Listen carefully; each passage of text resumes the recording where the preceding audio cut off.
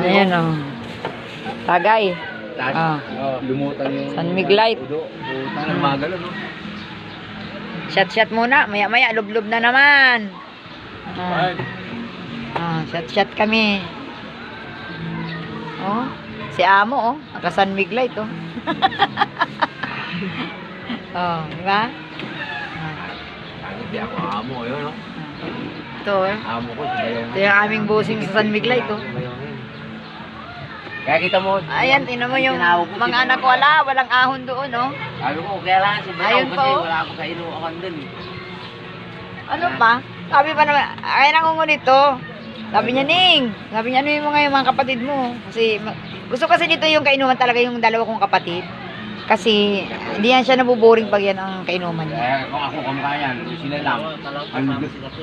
Oo, kaso nga lang si Katoy may biyahe. Yung mga malugay. Naawa man nga ako, kaso may biyahe ay. Buta na ako, parang tanga lang ako ng ganun. Sabi niya kasi hindi naman niya kano kasi yung dalawang ano din, mga syuta-syuta ng ano. Wala man lang daw siyang kanuhan na lalaki. Alang-alang nga sa'yo. Bayaw, nag-absin ako. Naks naman. Dapat may pasok. Puro. Ano ba? Kaya nga sabi ko nga sa sama-sama ng tingin mo sa iniihaw kanina doon na malalagan.